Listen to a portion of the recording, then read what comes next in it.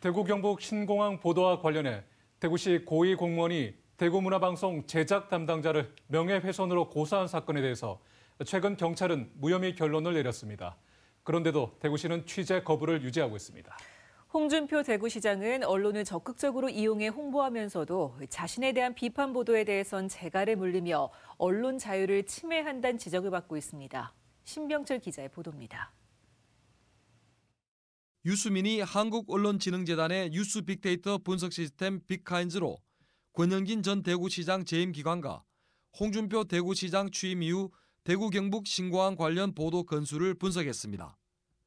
권 시장 임기 후반 1년간 1784건, 홍 시장 취임 이후 1년 3개월간 1907건으로 기사 건수는 큰 차이가 없습니다.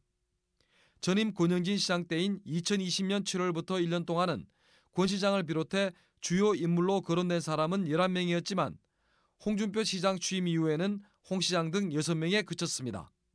권영진 시장 시절에는 국민의힘과 더불어민주당 등 정당이 많이 거론됐지만 홍준표 시장 때는 대구시가 압도적으로 많이 언급됐습니다. 권 시장 때는 관련 보도가 정치권을 중심으로 폭넓게 다룬 데 비해 홍 시장 취임 이후에는 대구시를 중심으로 다뤄졌다는 분석입니다. 홍준표 시장이 일단 페이스북이나 이런 걸 통해서 많은 이야기를 쏟아낸 것들이 있고 또 보도자를 통해서도 많은 정보를 내놓은 것들이 있고요. 대구 경북 신공항에 대한 비판 보도에는 대구시가 매우 적대적인 태도를 보였습니다. 지난해 12월 지역 인터넷 매체인 뉴스민이 신공항 특별법 통과와 관련해 국회 교착 상태를 포함한 걸림돌을 짚으며 대구시의 정교한 대응을 주문했습니다. 그러자 대구시 공보실장은 SNS를 통해 해당 언론을 비판하며 간판을 내려야 한다는 표현까지 썼습니다. 올해 4월 대구문화방송이 시사 프로그램인 시사톡톡에서 신공항 특별법의 한계 때문에 대구시의 주장처럼 실질적 중추공항이 될지 미지수라고 보도했습니다. 대구시 책임자는 이번에는 한 발 더 나아가 기자와 보도국장, 진행자 등 4명을 명예훼손 혐의로 고소하기까지 했습니다.